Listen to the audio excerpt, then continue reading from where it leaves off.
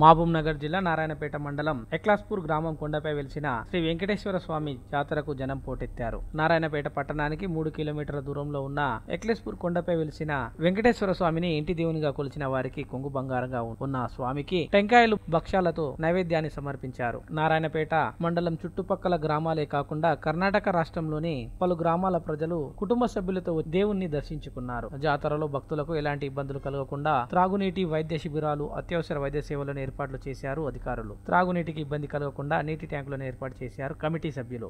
జాతరలో ఎలాంటి అవాంఛనీయ సంఘటనలు జరగకుండా పోలీసులు భారీ బందోబస్తును ఏర్పాటు చేశారు.